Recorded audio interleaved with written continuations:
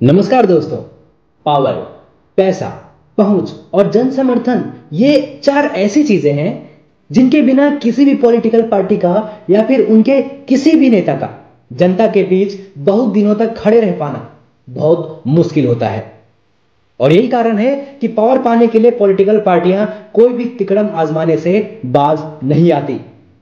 सुचिका या फिर आजकल के हिंदी भाषा में कहें तो साफ सुथरी राजनीति की दुहाई देने वालों का मुखौटा अब पूरा देश जानता है, क्योंकि ये जमाना तो सोशल मीडिया की है भाई। और एक मूवी में राजेश खन्ना आनंद बख्शी का लिखा हुआ वो गाना आपने तो सुना ही होगा ना दोस्तों। ये पब्लिक है, सब जानती है। बाबू ये पब्लिक है, पब्लिक ये जो पब्लिक है ये सब जानती है, पब्लिक है। आजाद भारत के इतिहास में शायद ही ऐसी कोई पार्टी हो जिसने बाहुबलियों को प्रोटेक्शन ना दिया हो और उन्हें लोकतंत्र के पवित्र मंदिर यानी संसद या विधानसभा पहुंचने और चुनाव लड़ने के लिए अपनी पार्टी का टिकट ना दिया हो। इन बाहुबलियों के आने से या फिर अगर आपकी भाषा में कहें तो इन गुंडों के सांसद या विधानसभा में पहुंचने से ये सुधरे नहीं दोस्तों, बल्कि और भी ज्यादा बड़े गुंडे बन गए हैं। या फिर सिंपल भाषा में हम कह सकते हैं लोकतंत्र के माथे पे काले धब्बे। तो आज के इस वीडियो में मैं आपको बताने वाला हूं उन बाहुबलियों के बारे में दोस्तों। और अगर आप हमारे इस चैनल पर नए हो तो इसी तरह की वीडियोस के लिए हमारे इस चैनल को सब्सक्राइब कर बेल नोटिफिकेशन को ऑन जरूर कर ले दोस्तों। तो चलिए स्टार्ट करते हैं। जो इस बार भी साल 2024 का चुनाव लड़ रहे हैं और जिन्हें सजा मिल चुकी है वो अपनी पत्नियों को चुनाव लड़वा रहे हैं, क्योंकि अंत में गुंडे तो उन्हीं की चलेगी ना। अगर इंडियन पॉलिटिक्स के हिस्टोरिकल पन्नों को पलटेंगे तो अतीत में आपको कई अतीक अहमद मिलेंगे दोस्तों।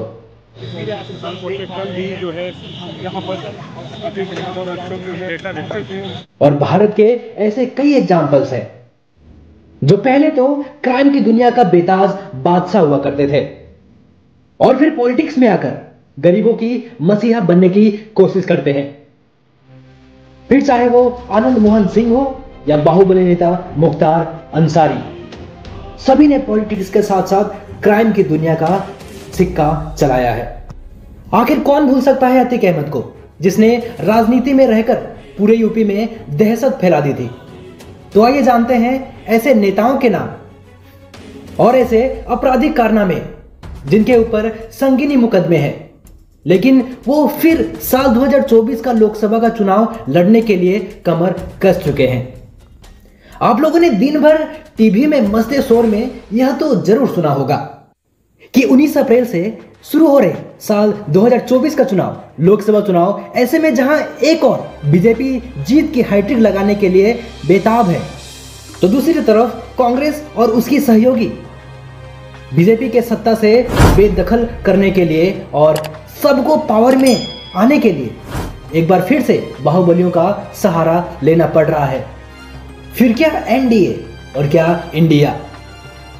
बिहार और यूपी के एक से एक बाहुबली एकाएक अपने बिल से या कहें कि जेल से बाहर आ गए हैं और लोकसभा चुनाव में जीत का दम भर रहे हैं।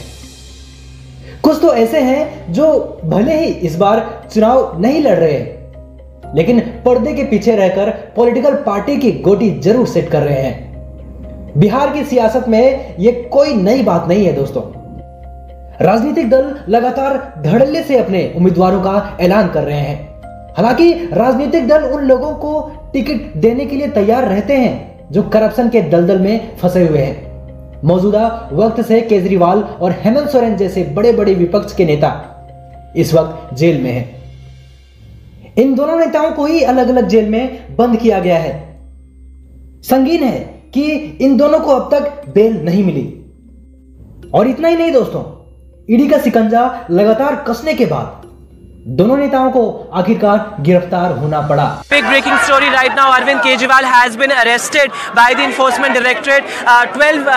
12-member team is currently inside. What we are being told right now by senior police officials on the ground is that he will be brought out in just a short while from now, and he will be taken to the Enforcement Directorate office here. And the police deployment has been increased. A police van has been brought in here as well, Vishnu, right outside the Chief Minister. ऐसे में एक बात तो साफ है कि Indian politics में corruption एक दिमाग की तरह है। अगर आप इंडियन पॉलिटिक्स के हिस्ट्री पर गौर करेंगे तो आप पाएंगे कि कई ऐसे नेता हैं जिनका बैकग्राउंड शुरू में तो थोड़ा पाक साफ होता है, लेकिन अंत आते आते वो भ्रष्टाचार के दलदल में ऐसे फंसते हैं कि उनका ये करियर पूरी तरह से नष्ट हो जाता है।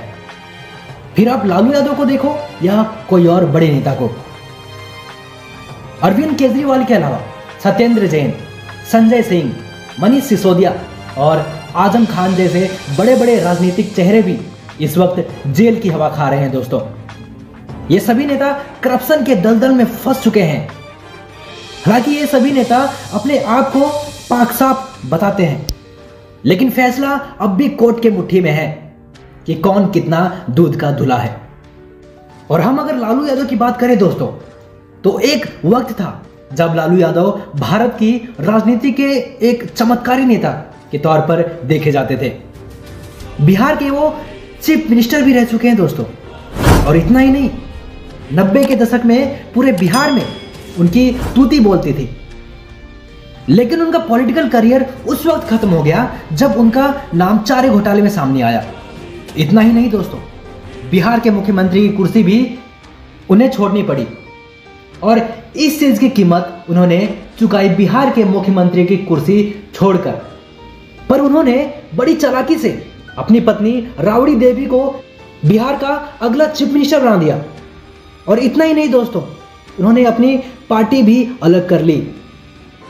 पहले वो जनता दल में शामिल थे, लेकिन बाद में राष्ट्रीय जनता दल के नाम से एक अलग पार्टी गठित कर ली। अगर आप इन सारी चीजों को कुल मिलाकर देखें तो इंडियन पॉलिटिक्स करप्शन के दलदल में बुरी तरह से फंस चुकी है। और अब इंतजार यह रहेगा कि हमारे हिंदुस्तान के लोगों को कब करप्शन मुक्त पॉलिटिक्स दिखेगी। तो चलिए दोस्तों, आज के लिए इतना ही। फिर मिलेंगे अगली वीडियो में। Thanks for watching.